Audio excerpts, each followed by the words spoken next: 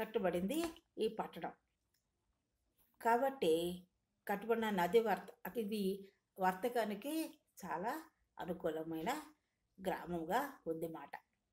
అందువలన ఆ ఊరి ఆ ప్రజలందరూ స్థితిమంతులై ఉన్నారు, సర్వసమృద్ధితో ఉన్నారన్నమాట. స్థితిమంతులు వర్తకం వ్యాపారం చేస్తున్నారు కాబట్టి నది ఒడ్డున ఆ నది మీద వాళ్ళకి వ్యాపారం చేయడానికి అనుకూలంగా ఉంది కాబట్టి వాళ్ళు మంచి స్థితిమంతులై ఉండరు. అది మొదట గ్రీకు ప్రభుత్వంలో నుండి అంతవరకు అంతగా అభివృద్ధి చెందలేదు. అది వరకు గ్రీకు ప్రభుత్వంలో ఉండేది, అంతగా అభివృద్ధి చెందలేదు మాట ఆ పట్టణము లేక ఆ గ్రామము. అది పట్టణము అంతగా అభివృద్ధి చెందలేదు. కానీ ఎప్పుడైతే రోమా ప్రభుత్వం వచ్చిందో ఆ తర్వాత దాని స్థితి అంతా మారిపోయింది, వర్తకం అభివృద్ధి చెందింది. అయితే ఈ లవదీకియా పట్టణంలో 2 విషయాలకు చాలా ప్రసిద్ధి అట. ఏముంటుంది అంటే ఆ ఊరి వారు ఒక విధమైన రోమా పట్టణపు నూలు నొడుకుతారట. వాళ్ళు ఒక విధమైన నూలును వడికి అమ్ముచుండేవారట. ఆ పట్టణస్థులు ఒక రకమైన నూలును వడికి అమ్ముచుండేవారు. రెండవది ఏంటంటే అక్కడ వైద్యులు బహు నైపుణ్యం గలవారు, చాలా జ్ఞానవంతులు మాట. వాళ్ళు చెవులకి వ్యాధిని స్వస్థపరిచే, చెవులకి ఏదైనా వ్యాధి వస్తే దాన్ని స్వస్థపరిచే ఒక జటామాంసి అత్తరాన్ని వాళ్ళు అమ్ముచుండేవారు. అత్తరని ఎలాంటి అత్తరది? చెవులను స్వస్థపరిచే ఒక జటామాంసాన్ని స్వస్థపరచు ఉండే ఒక జటామాంస అత్తరును వాళ్ళు అమ్ముచుండేవారు. ఇది రెండవది ఏంటి? కంటి వ్యాధి నివారణకు ఒక చూర్ణం. ఇంకా ఏంటి? కంటి వ్యాధికి ఒక చూర్ణము, చెవులను స్వస్థపరచడానికి ఒక అత్తరును, జటామాంస అస్తరును వాళ్ళు అమ్ముచుండేవారు. ఆ సంఘము పౌలు యొక్క సహచరుల్లో ఒకటై ఉండినందువలన ఈ సంఘం ఎలాంటిదంటే పౌలు యొక్క అనుచరుల్లో లేకపోతే సహచరుల్లో ఒకటై ఉన్నందున స్థాపించబడింది. ఆ సహచరులో ఒకడై ఉండిన ఎవరు? ఎపఫ్రా ఒకడు మాట. ఆ సహచరులో, పౌలు యొక్క సహచరులో ఎపఫ్రా ఒకడు. అతని వలన ఈ సంఘము స్థాపించబడింది. అయితే ఇక్కడ చెప్పే సంగతులు ఏమంటే, ఆ దూతకి చెప్పే సంగతులు ఏమంటే, దేవుడు మాట్లాడుతున్నాడు. నీ క్రియలు నాకు తెలుసు అని చెప్తున్నాడు మాట. అయితే ఈ సంఘము నిలువెచ్చగా ఉందని అంటున్నాడు. తర్వాత ఆధ్యాత్మికంగా బలహీనంగా ఉంది, నిస్తేజంగా ఉండడాన్ని, అంటే ఉజ్జీవం లేని స్థితిలో ఉండడాన్ని సూచిస్తోందని చెప్తున్నాడు. ఇంకా ఈ సంఘం తనకు తానుగా ఏమనుకో, నేను ధనవంతుడిని, నేను అంతా సర్వ సమృద్ధి కలిగి ఉన్నాను, ఏది నాకు కొదవలేదు అని చెప్పుకుంటున్నట్టుగా ఉంది. ఆ సంఘస్థులు కానీ ఆ విశ్వాసులు మాకేం కొదవలేదు, చాలా ధన సమృద్ధి ఉంది, అన్నీ ఉన్నాయి, సర్వసంపద ఉందని వాళ్ళు అనుకుంటున్నట్టుగా మనం చూస్తాం. కానీ దేవుని దృష్టిలో అది అందమైనది, దిగంబరమైనది. అందమైనది అంటే గుడ్డిది మాట. అంధత్వం వచ్చేసింది. అంత సంపదలున్నా ఏమున్నా కూడా దేవుని యందు భయభక్తులు లేదు, వినయ విధేయతలు, మొదట ఉన్న ప్రేమ చల్లారిపోయింది, వాళ్ళ క్రియలు బాగలేవు. కాబట్టి అది అందహీనమై, అంటే అంధత్వం గుడ్డికత్తనమై దిగంబరమైనదిగా వర్ణించబడింది. ఈ సంఘానికి దేవుడు ఏం చెప్తున్నాడంటే విశ్వాసాన్ని కాపాడుకోమంటున్నాడు. విశ్వాసాన్ని సమృద్ధిగా నిలబెట్టుకోవాలని సూచిస్తున్నాడు. దేవుని యొక్క తీర్పును తప్పించుకోలేవని దానికి తప్పించుకోవడానికి ఏం కావాలి? అవసరమైన విశ్వాసాన్ని, సమృద్ధిని కలిగి ఉండమని చెప్తున్నాడు అన్నమాట. ఈరోజు నీ విశ్వాసం, నా విశ్వాసం ఎలా ఉంది? మన క్రియలు ఎలాగున్నాయి? మన అన్నీ కలిగి ఉన్నామని విరవీగుతున్నామా? ధన సమృద్ధి ఉందని విరవీగుతున్నామా? మనకంటే తక్కువ ఉన్న వాళ్ళని, సంపద లేని వాళ్ళని చూసి మనము చిన్న చూపు చూస్తున్నామా?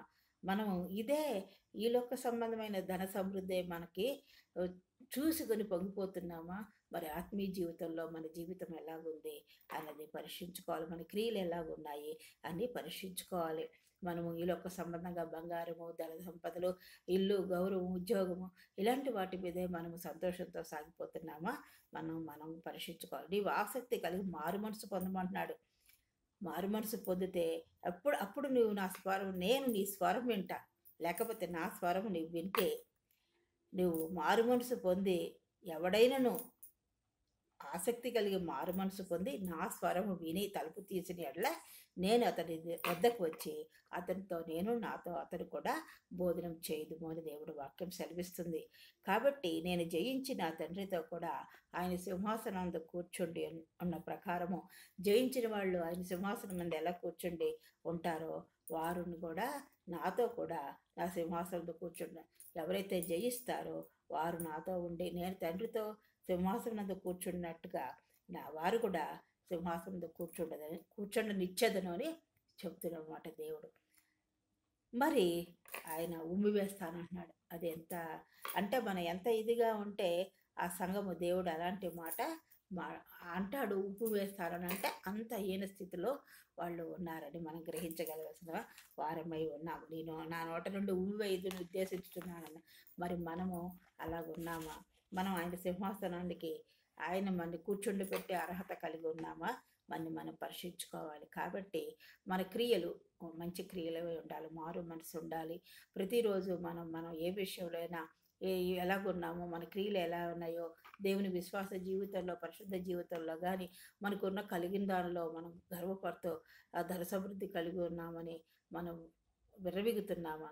మనం పరీక్షించుకుని మనలో ఉన్న ఆ చెడ్డవాటిని విడిచిపెట్టుకుని ఆయన సింహాసనం మీద జయించి వీటిని ఈ లోక సంబంధమైన వీటన్నిటిని జయించి మనము అసూయ ద్వేషం ఇవన్నీ జయించి గర్వము మోసం ఇవన్నీ జయించి అంత మాత్రమే కాదు వచ్చే శ్రమలు సోదరులన్నీ జయించి కూడా మనం ఆయన సన్నిధికి వెళితే ఆయన మన్ని తన సింహాసనందుకు ఆయన కూర్చుండని ప్రకారము మన్ని కూడా కూర్చోడనిస్తాడని దేవుడు వాక్యం సెలవిస్తుంది.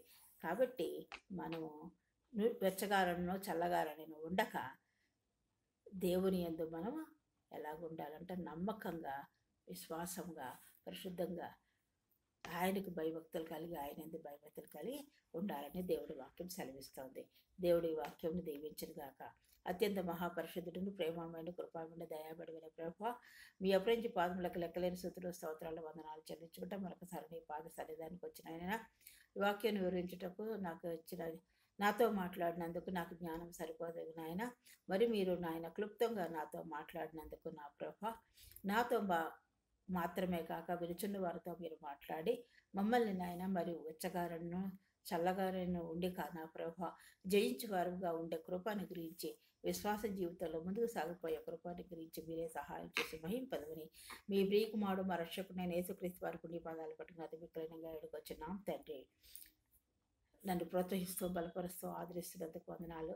మరి సబ్స్క్రైబ్ చేసుకోవాలని ఇంకా లైక్ చేసి నన్ను ప్రోత్సహించి నన్ను బలపరిచి ముందుకు నడిపించాలని కోరుతూ మీ అందరి గురించి ప్రార్థన చేస్తున్నాం. మా గురించి మా కుటుంబాల గురించి మా బిడ్డల గురించి మీరు ప్రార్థన చేయాలి. మీ అందరి గురించి కూడా మేము ప్రార్థన చేస్తున్నాం. మీ బిడ్డల గురించి మీ గురించి అందరం రక్షణలో సంతోషంతో సాగిపోయే కృప గురించి ఆయన కృపకు వేచి ఉండేలాగా ప్రార్థిస్తున్నాము. నన్ను ప్రోత్సహిస్తూ బలపరుస్తూ ఆదరిస్తున్నందుకు మీకు వందనాలు చెల్లించుకుంటూ ఈ వాక్యం నేను ముగిస్తున్నాను. దేవుడు మిమ్మల్ని దీవించుగాక.